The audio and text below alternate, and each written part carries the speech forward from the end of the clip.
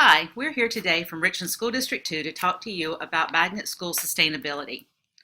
Richland 2 opened its first program in 1991, and now we have 45 magnet programs active in the district. Joining us today, we have Dr. Jolene Hall, Principal of Center for Knowledge and former National Principal of the Year with Magnet Schools of America. We also have Melinda Taylor, Assistant Principal for E.L. Wright Middle School, and her primary oversight responsibility is of the International Baccalaureate Program. And I'm Dawn Whitley, and I'm the Director of Magnet Programs for Richland School District 2.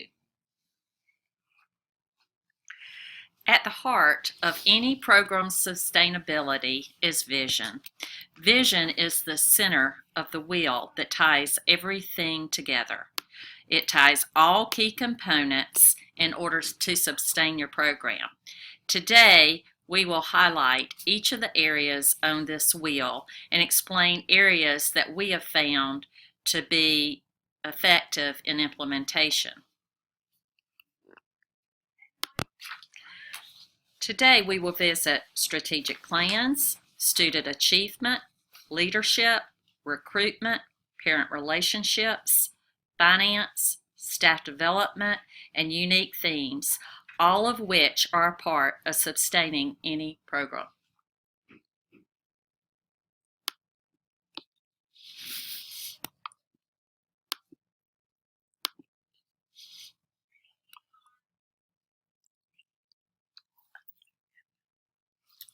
Okay.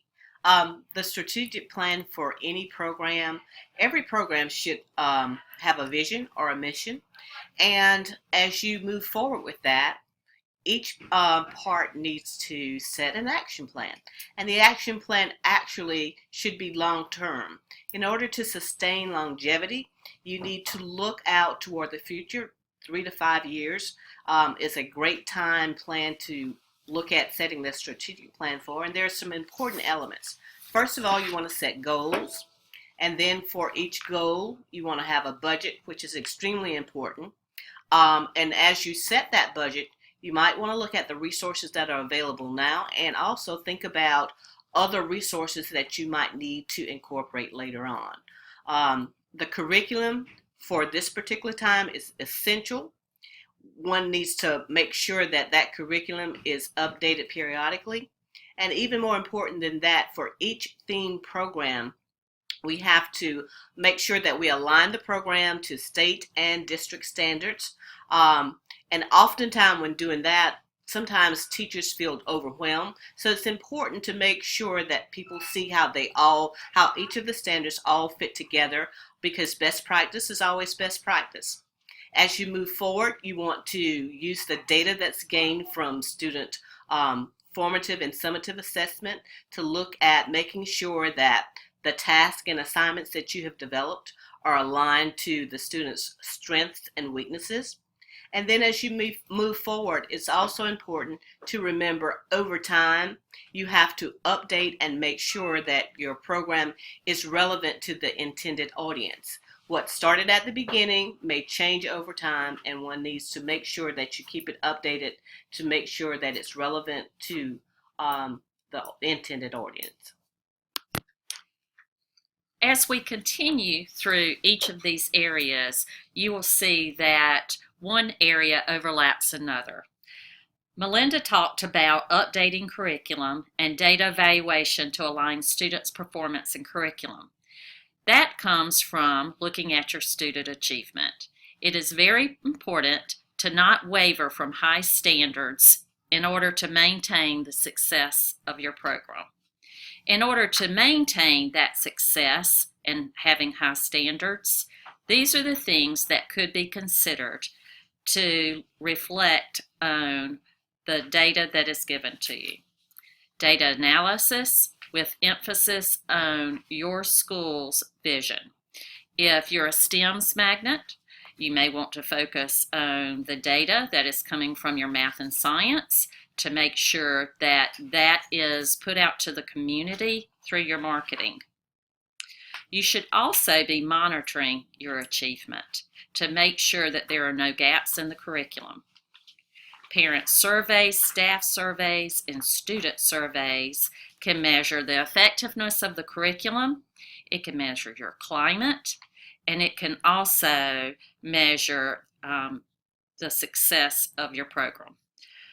All of this needs to be communicated to all stakeholders, especially your successes. Each year, when you realign your strategic plan, this data that you have collected should be embedded within your plan. Another critical piece to the success of your program is leadership. Having a designated advocate on campus for your program is extremely important, and this is someone besides the principal. The principal gets caught up in the day-to-day running of a school, but you need to have someone who is going to be a strong thematic curriculum activity advocate for your program.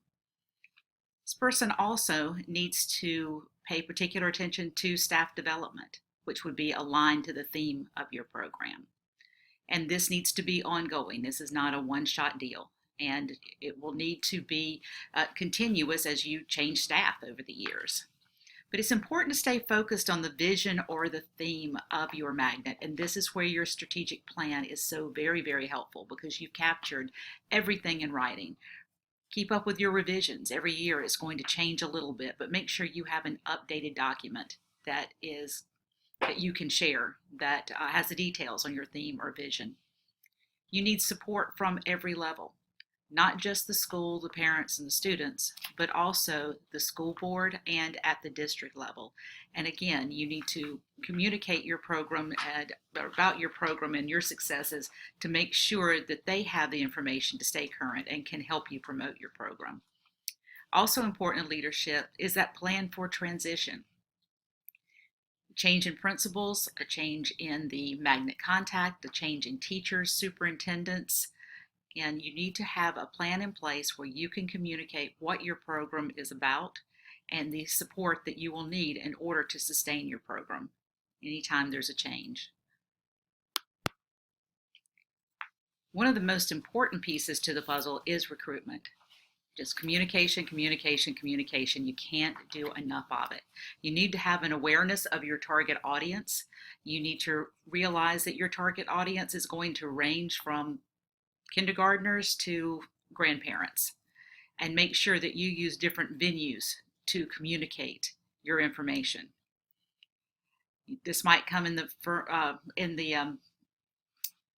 way of mailings, just door-to-door mailings. Ed Connect messages, phone messages, a choice fair where every school is represented and you invite the community in to do a little side-by-side shopping of your programs. District and school open houses to where you invite your community in to see what you're doing. School tours where you're inviting prospective students and parents in to visit your school while school is in session. Billboards are a great way to promote. Parent and student advocates, we just can't say enough about the importance of those. This is the parent that's at the ball field answering other parents' questions, or that is promoting your program while we're there. You want to make sure that everyone involved understands that the key message of the program, the vision of the program, what it's about, and has a positive message. Your web presence is incredibly important to people that are moving in. More and more parents are shopping for schools before they ever make the move, and you need to make sure that you have a very strong web presence. Your system for application. Again, you can have a great program, but if no one knows how to apply, it's not going to do you much good. So if you want to keep your program running smoothly, you've got to have an easy way for parents to apply, and you need to be able to communicate clearly there. You need to have magnet contacts at each school. If a parent has a question, they need to be able to easily find who can help them. So someone at each school. If you're using an online application system, you need to have someone in various locations throughout your district that can help parents with the application. And then each year, the debriefing about your systematic process. Take the time to look at what worked well, what didn't work well, what can you tweak, what can you keep, and just commit yourself to making yearly improvements to your programs and to your processes. Dawn mentioned that in recruitment, parents and students can be your strongest advocates. This is a recruitment tool that you should place a lot of emphasis on. Word of mouth spreads fast. Do you want that word of mouth to scream your theme, or do you want the word of mouth to be very vague? So in order to get that message out there, we need to get parents involved. Help them understand exactly what your magnet is all about. A great way to start this is by communicating early on what your vision for your school is, to make sure parents buy into that. Things like meeting with each parent or groups of parents at the very beginning when they sign their contracts into your school might be a wonderful way to make sure that you're all on the same page. That powerful draw for parents is what you want to communicate, that and your vision. Some of the ways that this can be done is by showcasing the learning that's happening within your school. This can come in many forms. It could be a night or a day where students showcase some particular thing they've been working on. Or if you're a school of the arts, it might be a traveling art show that moves to different portions of the building, and parents can come through and see the wonderful works the students have done. But students should always be your focal point. That's why the parents chose you. So you need to make sure to use your students and their focal point to scream the theme. Also, create a menu of volunteer opportunities within your school. Lots of parents work, but working parents also want to spend time supporting their child's education. So look for ways for parents to volunteer from home by doing computer-driven things, directories, things like that. Also, having parents assist in the units within your school. There's so many opportunities for them to contribute something unique from their occupation and tie it in with some of your units.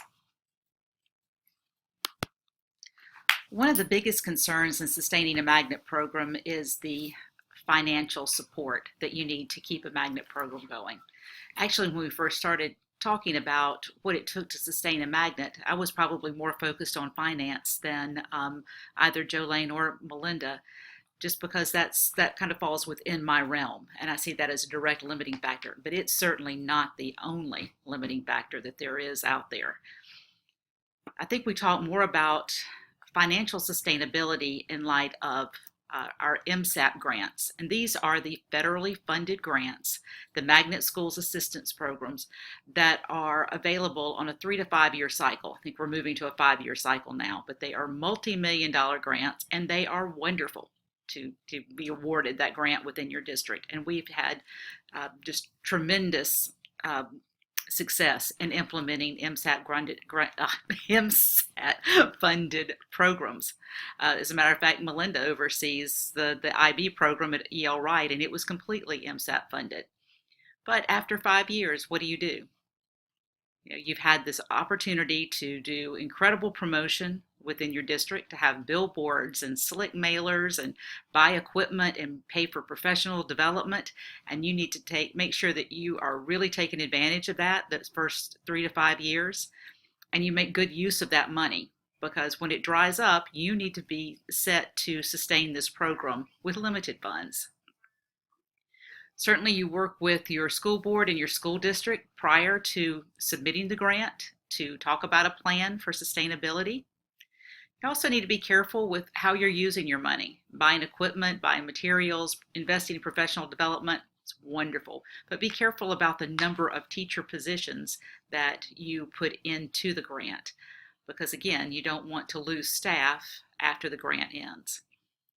However, if you, in getting the program started, those first few years, it is crucial that you have someone at the helm that is serving as the grant director that helps with the implementation. But again, you can write that into a contract, though, that is a 3 to 5 year job. But once the grant is gone, then you're kind of scrambling and looking at special revenue funds, whether it's from the general fund, whether it is from your building funds or academic assistance. Back when we had lottery money, we used that. There are always these little pots of money that we can siphon off of to help support programs that are out there. And again, in your strategic plan, that should be written in, any financial requirements you would have to sustain your program. But we've also had many, many programs that we started without grants. So they started on a shoestring and they continue on a shoestring. But these schools are capable of doing fantastic things with students and offering unique opportunities only because they're as creative in their fundraising and the ways that they can find money and supplies as they are in developing their curriculum. We have school within a school programs, and we have standalone center schools, which might be on the campus of another school, but it's just a small community within there. Our parent support groups are incredible. I let Jolene talk about how to build the culture of volunteers because she is the master of doing that. You can't walk on the campus of any of your schools without seeing parents galore here. And if you're not familiar with the school, the parents are so integrated into the activities here. It's hard to tell who's a teacher and who's a parent sometimes because of just their activity and the way that they move carefully. Just with ease throughout the building. Would you like to talk about any of the Sure. particulars here? Also, to join in on that, we had a group of students that they were moving from our school into a middle school environment that was within a magnet school. It was a school within a school. And one of the things that we quickly noticed as parents was that there was no strong parent support within the middle school magnet program. So we took it on ourselves. We asked permission and recruited parents to be part of a parent support group for that middle school magnet. And it was phenomenal. The parents were very used to volunteering in the elementary school, and most of them that had chosen the middle school magnet had been leaders in their schools. So they stepped up in so many ways to donate items, prepare food, volunteer for special events. That type of support is what's going to help you sustain a program. Just not necessarily financially, but the man hours that can sometimes replace financial support. If you've got more hands available, then sometimes you can spend less money. When we started our school, we had a shoestring budget would be exactly the term I would use. We had very little funds, and we had to look for some creative ways to be able to do some of the things that big schools would do. And my center is a standalone, so we function, we sit on the campus of a middle school, but we function independently. But some of the things that we realized early on that were essential to our student needs was to develop a computer lab. We did not have a computer lab. Other schools in our district did, and we saw it as a disadvantage for our students that we did not. So instead of complaining and saying, oh, we don't have the money to do this, we went out and explored within the community to find out if anybody could help support us with technology. And what we learned was that there are state agencies that turn over their computers pretty often because of the software they had to run. We approached one state facility, and they were glad to donate their used computers to us. As soon as they would get one, they would give us a call. We would run down and get it. And we ended up forming a lab with 15 computers, and we did not have anyone to maintain them. So simply when they broke, we got another computer from the state agency and replaced it. It worked out beautifully. We also didn't have a library. Instead of worrying about the nice library bound books that cost so much, we went out and bought softback books that were very inexpensive, and did fundraisers, had book drives to get books for the library, and it was really cute. One time I was given a tour, and I said to the parents, well, we have a very small library, and the child looked up at me and said, but Dr. Hall, I could never read all of these books. Our library's fine.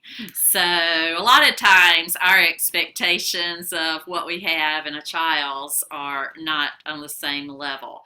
But these are just some examples of community donations that you can reach out for that can make a huge difference in your program and how you sustain it.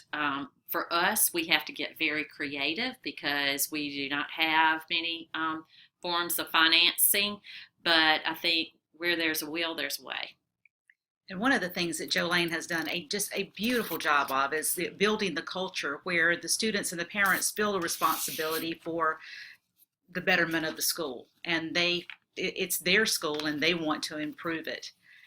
There have even been times where students would have birthday parties, and in lieu of gifts, they would ask that the other students bring a book to donate to the school library. And that was a tremendous success as well. And I think that when you have students that volunteer that, especially at the elementary school, that they're going to give up a present to to have a book donated to the library is a wonderful thing. There's certainly fundraisers all over the place, different types of fundraisers, anything from selling Chick-fil-A or Bojangles biscuits in the carpool lines in the morning to there are a few of them that were listed that we discussed here earlier, but lots of different opportunities for that. In our district, for our school within a school programs, we have a $25 per student charge for a school within a school magnet program. And this goes directly to the support of the program. Now, of course, that is reduced for free and reduced lunch students on free and reduced lunch. There is support available there to help them. But what it comes down to is you have to become very, very creative with your resources and looking at donations, being specific as to what you want, whether it is asking parents to sponsor an activity in the classroom. We had a biology teacher that asked for donations to sponsor a crawfish or crayfish dissection or another activity in the lab, but parents are more than willing to do that or to ask family members to help with that as well. But there are many ways that you can be very creative in helping sustain your program financially. Staff development is at the heart of sustainability. And there are lots of different ways to look at it. Don just finished talking about finances, but one of the things that we need to make sure of is that when we start with staff development, we not only think about teachers, but we also think about the folks who make the decisions about funds. And so in our district, one of the things that we have done is invite board members to attend conferences or trainings, especially for IB and those folks that work in the academic department as well. Because when the folks who make the decisions are aware of the requirements and the value of your program, then actually they're more willing when it's time to develop a budget to allot those funds to your particular program. Our IB program is a school-wide program, which means that every single child in our school is a part of the program. And we started with an MSAP grant. One of the things that we started with initially was we started with an action plan, and we looked at ways of spending the money wisely. We did not have to have every single teacher trained in our school, but one of the things that we did looking forward, knowing that there would be transitions, is we started training all of our teachers in our school. So as people moved from one school or one district to another, we would have enough staff members who were still trained. Honestly, when you start a program, not everybody buys in. So one of the difficulties was to be able to interest teachers in wanting to attend training. For IB, many of the trainings are in other states. It is very expensive. And we had funds at the time, but very few teachers who actually had an interest in traveling to another state to be trained. So we had to cultivate an environment where teachers understood exactly what IB was and how it would benefit not just the gifted kids in our school, but all of the students in our school. So in addition to sending teachers off for staff development, we also look at staff development at our campus, and that's continuous, starting in the summer with the alignment of state and district standards and policies to the IB program, and mapping out those things as they will align to the students who then go into IB in our high school. The MYP program actually feeds into the 9th and 10th grade. We are very fortunate in our district as well to have Don as our director, because in addition to specific or individual staff developments for our various programs, we also have monthly meetings, which allows us the opportunity to talk about things that are going well, to bounce ideas off of each other, to actually map out things that we'd like to do, to look at, as she mentioned earlier, the recruitment process, things that are unique to our school. Having 45 different programs, each program is unique, but we do have a lot of commonalities, and so we work each month with talking about those things and talking with our colleagues. We also have it on the elementary level and the high school level, where lead teachers, as the folks are called, who head up these programs in our school, get together and they have these monthly meetings. Now, in addition to that, at our various schools and specifically on our campus, we have collaborative time built into our schedule, which is very important. Our teachers have 2 planning periods, one for planning and one for collaboration. And the collaboration planning alternates each week. One has a specific focus where teachers actually meet with their grade level content area, and then the next week they meet with teachers across content areas, because part of the IB program and the staff development includes unit planning, and the units are integrated. So one of the approaches that we do is during that collaborative time, teachers actually get to bounce ideas, look at formative assessments, have other teachers look at units that they've developed. So staff development is very crucial to our programs. Additionally, it needs to be continuous. We look at it on our school level, but we also have to look at the vertical alignment when moving on to high school, and to make sure that those things that we're teaching are aligned as according to the IB program, state standards, and make sure that the students are receiving what they need to be able to move forward academically in the high school. So staff development is often done with us. With the high school as well, because we need the high school teachers and middle school teachers to actually collaborate together. Each program has a unique theme, and so therefore the curriculum tends to be different. The IB program has its own curriculum. Some of the others, such as core knowledge, has that Dr. Hall works with, they have their own curriculum as well.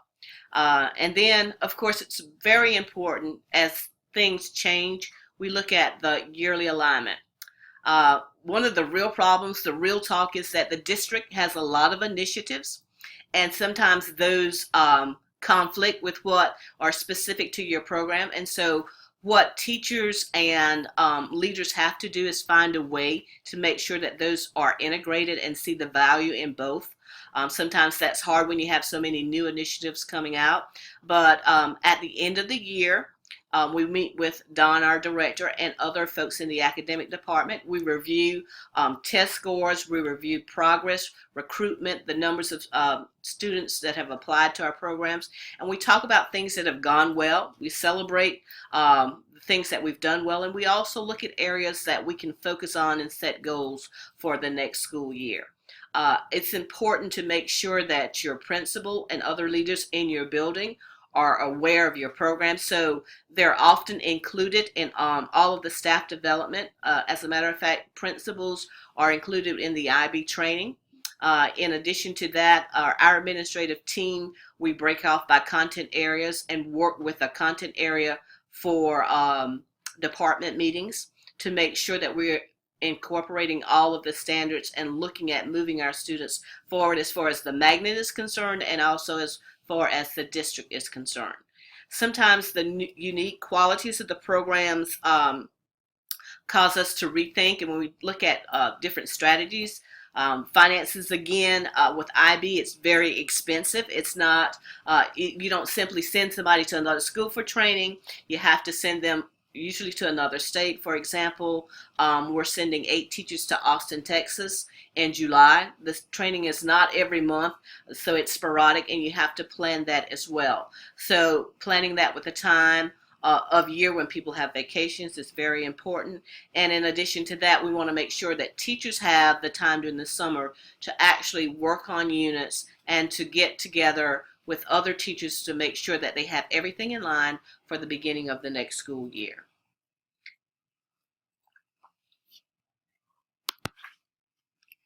Ultimately, sustaining a school, you hope to reach an area where you are consistently successful. Parents and students are dying to come to your school. And so a lot of times people will say, well, how do you measure the success of your magnet program? I've been fortunate enough to start with a very small magnet, and then we expanded it, and then I opened a second school a few years ago. And so I've put a lot of thought in to how do I know whether we're moving towards success or not. One of the big things is what are they saying in the community? Because like we referred to before, it's that baseball field talk that really kind of defines your success sometimes. And so you have to make sure that you are developing that culture to ensure that the word on the street is good. And so as that starts occurring, you'll start seeing a trend towards filling all of the slots, and that's what we call them, slots in our school. And then moving on to wait list. Ultimately, what you want are that you will have a very long wait list so that you can keep all of those slots filled within your school.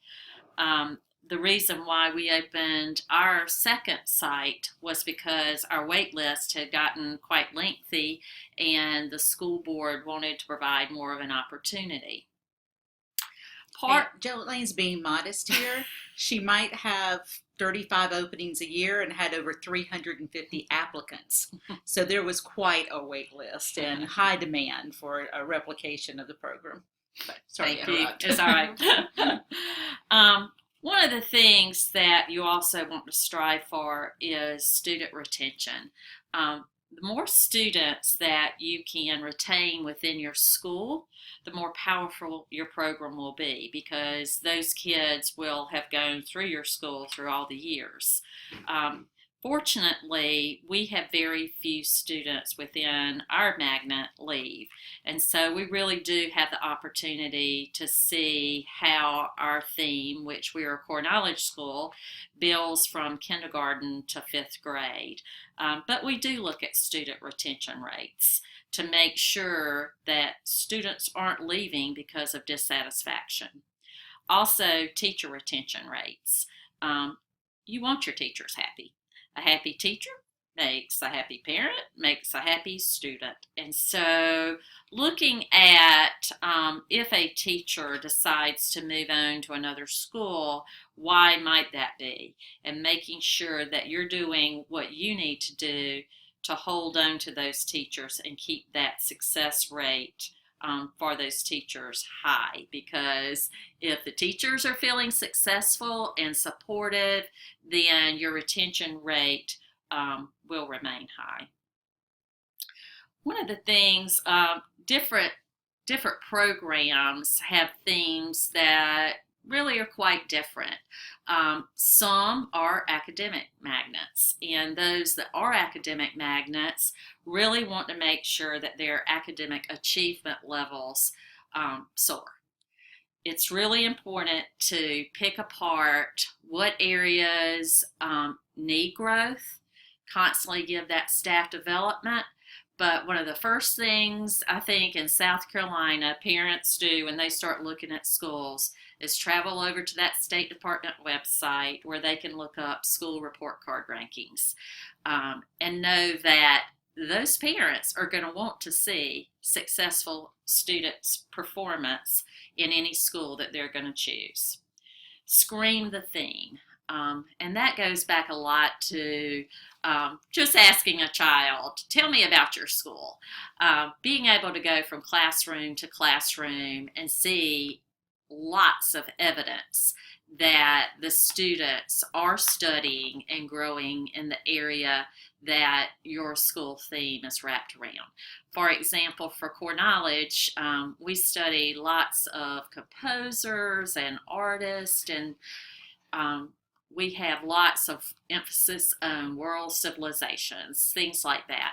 So you should be able to walk through our school and you should be able to see evidence of that all over the school in every area, every special area, computer labs, anywhere you go. And in addition to that, one of the things that we see is a change in culture. With our students, they have more of a sense of pride of who they are. They are more empathetic. They care more about other people. They're more willing to participate in community service activities. Because one of the things that we're looking at is growing students who are well-rounded, students who are able to give back and understand why it's important to help make a better world. And with all of our magnet programs, we're able to see, as Jolene mentioned, parents talking about it, coming in saying, I've heard about your school, or I saw this. So we often receive lots of phone calls, requests for tours throughout the school year, and that is indeed related to the fact that students and parents are happy with the services and the academic and the programs that we offer here in Richland too. So we're very proud of that. We've talked a little about the resources that are needed to keep your school successful and the resources for parents and the need to have someone at each school to be an advocate or to serve as a resource for parents, to be able to talk about that magnet focus. But as you are working on a magnet, developing a program, as district employees and school level employees, you also need resources that you can go to when you come across a question. One of the things we've discovered is if we have the question, chances are somebody had it before us and it's been answered out there somewhere, or there's someone who's debating a similar issue, and we can at least collaborate to talk through how best to approach that particular problem. One of the best resources out right now is Magnet Schools of America. And they have a huge online presence, and their website is it's magnets.edu, magnets.edu. But there are all sorts of information there. They're also the program that this particular organization really came about because of the Magnet Schools Assistance Program grants. And they work with the oversight of those grants.